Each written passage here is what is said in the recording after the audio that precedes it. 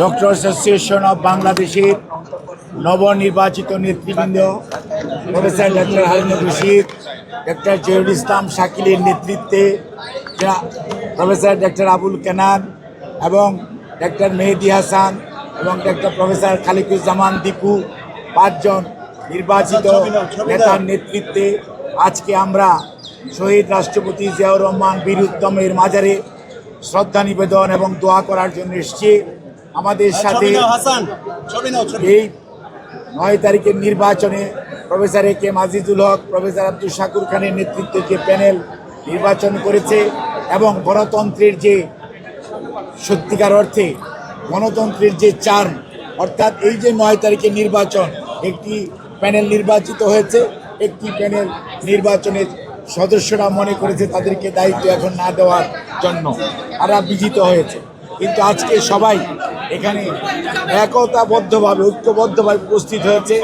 সর্বোপরি দেবের শুধু নয়, বাংলাদেশ জাতীয়তাবাদী দলের চেয়ারপারসনের অন্যতম উপদেষ্টা, জিয়াউর রহমান ফাউন্ডেশনের নির্বাহী পরিচালক প্রফেসর ডক্টর ফরহাদ আলীম ডোনার সহ দেবের প্রতিষ্ঠাকালীন অনেক সদস্য এবং আমার সিনিয়র বয়োজ্যেষ্ঠ অনেক নেতা, যাদেরকে নিয়ে আমরা দীর্ঘ সময় যাবৎ দেবের এবং পয়সাজীবী রাজনীতিতে আমরা সক্রিয়, তারা আজকে উপস্থিত হয়েছেন। সেই সাথে প্রধান নির্বাচন কমিশনার জনাব সচিব বর্তমানে সচিব বিজনকান্তি সরকার, উনিও আমাদের মাঝে উপস্থিত হয়েছেন। অর্থাৎ 9 তারিখের বিষয়টি যদি আপনারা দেখেন,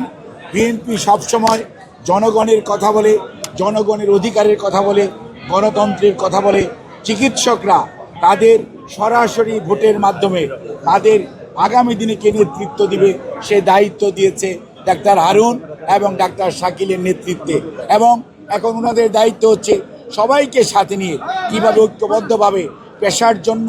এবং দেশের স্বাস্থ্য ব্যবস্থার জন্য কাজ করা যায়, সেই লক্ষ্যে ওনারা ওনাদের পলিসি নির্ধারণ করবে। এবং আমরা দৃঢ় আশাবাদী যে আমাদের এই নির্বাচিত প্যানেল ইনশাল্লাহ স্বৈরাচারের রেখে যাওয়া জঞ্জাল মুক্ত করে বাংলাদেশের মানুষের জন্য একটি